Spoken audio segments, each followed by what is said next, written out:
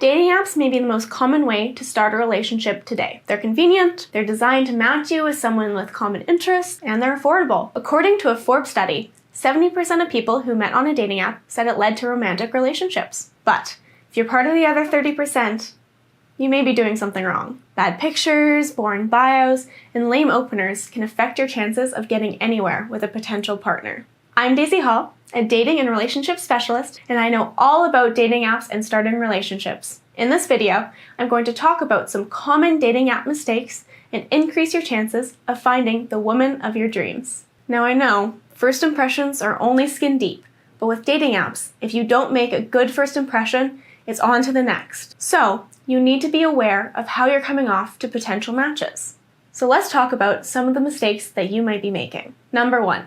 You're using the wrong pictures. It may seem shallow, but the first thing a woman is going to do is judge you on your picture. Come on guys, you know it's the same for you.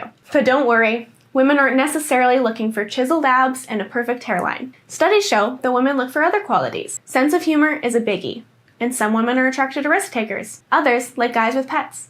Some women like humanitarians, and some like guys who live a lavish lifestyle. So, what pictures should you add? Well, first, you need some basic shots, like one headshot, one torso shot, and one full body shot. They don't have to look professional, but make sure she can see what you look like. Next, include some shots that show off your personality. Post one of you laughing. If you can do something slightly goofy without looking like a complete jerk, give it a try. Wear a funny hat, but be totally serious about it. Commit to the bit and get her laughing. If you're adventurous, show a picture of you mountain climbing. If you volunteer, post a picture of you volunteering in a soup kitchen. If you have a flashy car, pose in front of it. Some guys have more to work with than others, so choose the pictures that will attract the woman but still represent who you are. And don't overdo it, or you'll seem like you're trying too hard. You can include one adventure shot, one shot of you doing something silly or endearing, and make the rest straightforward. Catch her attention without crossing the line. Most dating apps limit the number of pictures you can upload, so choose wisely. There's also tons of photos that don't work that you still see on about half of all guys' dating profiles. For example, you never want to post a blurry picture. They're not engaging and they don't let women see what you look like, and they tell women that you're trying to hide how you look. Old photos are also not a good idea. Sure, everyone wants to look like they did 10 years ago, but posting old photos is misleading, and if things take off, she's going to find out how you really look the minute that you meet. She could also be upset by the dishonesty. Mirror selfies are another no-no. They make you seem like you're vain.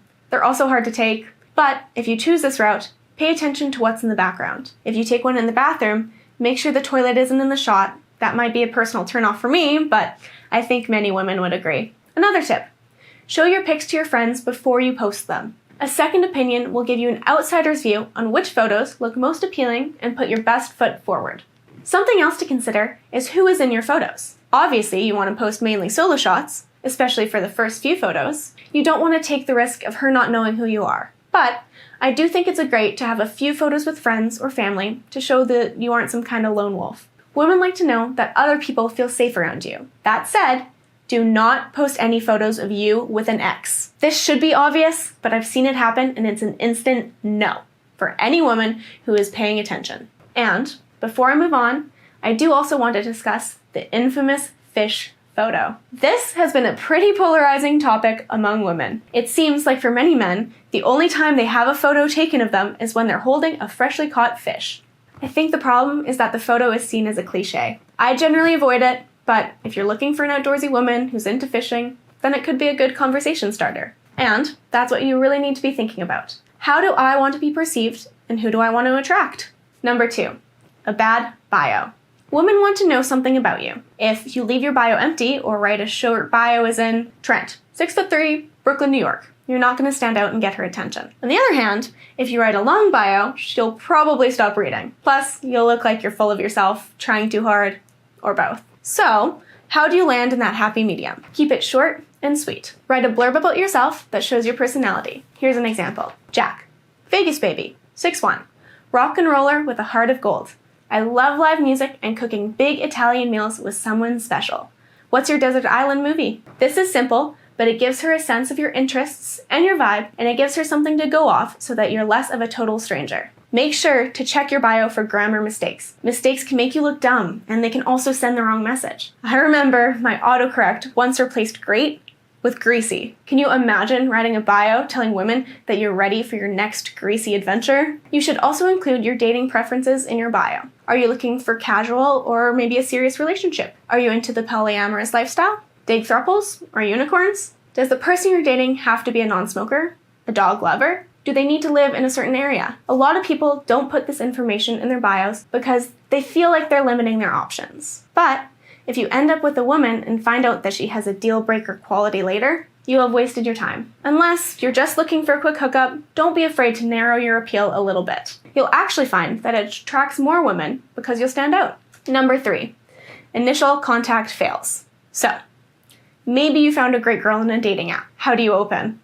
Your opening line is crucial. It should engage the woman and make her want to continue the conversation. Sup is not going to cut it. It shows nothing about your personality, and it leaves the ball in her court. She may not appreciate that. You have to show that you're willing to take the lead. Come out with something witty instead. Ask her a fun question, like, if you could hang out with any cartoon character, what would it be? Or, what Olympic sport would you most likely to compete in and why? You can also pick up on something that she included in her bio. If you know she loves dogs, send her a simple yet attention-grabbing message like dog park date. The idea is to make her laugh and want to write you back. If you make a conversation from the get-go, you'll have more luck following through. Number 4, swiping right too often. If you're a dating app newbie, you're probably like a kid in the candy store. She's a girl. Guess I'll swipe right. But here's why you should try and be a little more choosy. First, if you swipe right a lot on some apps, the AI will detect that you are desperate and it could hurt your attractiveness score. And that is a fate worse than death. It will show your profile to fewer and less desirable women.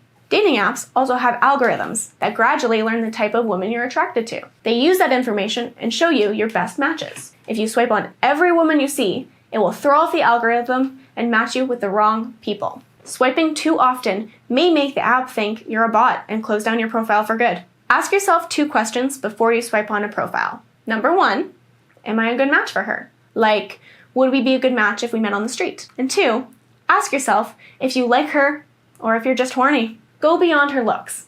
I know it's tempting, but try not to swipe on the girl just because you think she's hot. Number 5, arranging dates too soon. A dating columnist for Vogue, Annie Lord, warns you that you shouldn't chat with a woman too long before making a date. If you haven't arranged a date within 48 hours of talking, it's never going to happen. You can overthink it or procrastinate. If you've had one okay conversation, then you should probably just meet them. 48 hours may be a bit quick, but Lord has a point. You don't want to be caught in limbo, texting one back and forth and never getting to the next level. So, what's the right balance? It may not be so much about how long you chat, but the quality of the conversation. Don't dive too deep at first, but ask about her hobbies, favorite movies, TV shows, and her career. But don't let this getting to know you part of the process drag on for too long. Strike when the iron's hot. Ask to meet after the first few conversations. If she seems like she's dragging her feet, move on. Number 6, becoming your fiction.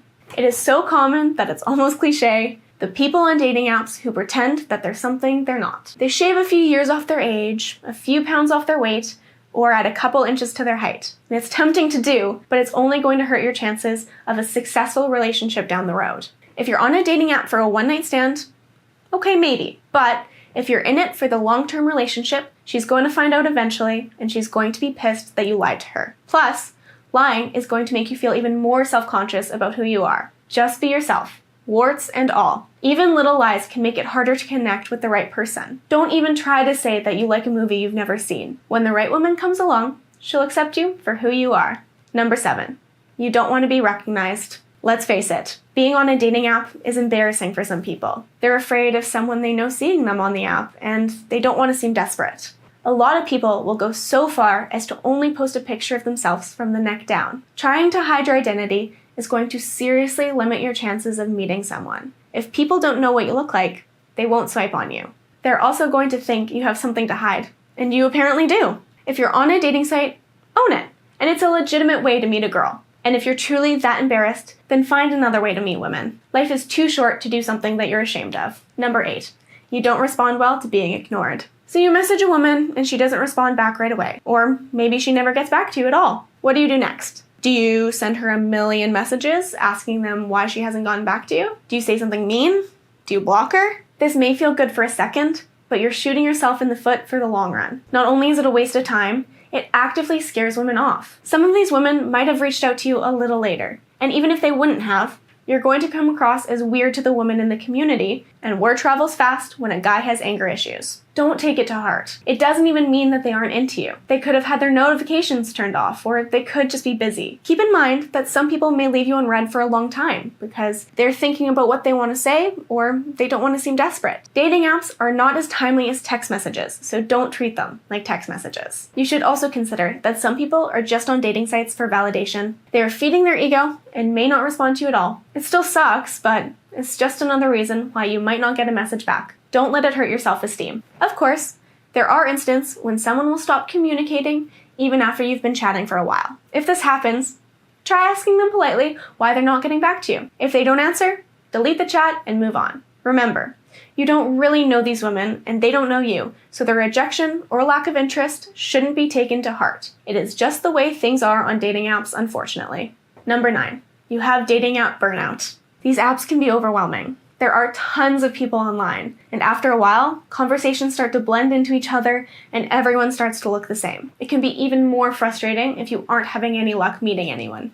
It's important not to treat dating like a numbers game. As we mentioned before, you need to be choosy about the people you swipe on. If you have lots of dead-end conversations, you're gonna burn out. Also, don't sign up for a bunch of dating apps just to increase your numbers. Try them all and then focus on the one you like using, the one that makes you feel good about yourself and gets you the most matches. Remember, dating apps can be addictive. They were designed like a game. You get hooked on swiping through profiles and you get a dopamine hit every time you find a match. Resist the addiction by limiting the time you spend on dating apps. For example, plan to spend 20 minutes on a dating app every morning or 15 minutes in the evening. Don't go on the app because you're feeling stressed and you need a quick fix. Go on when you're feeling strong and alert. You should also consider turning your notifications off. If you leave your notifications on, you can end up getting sucked into the pointless conversations that only waste your time and eat up your day.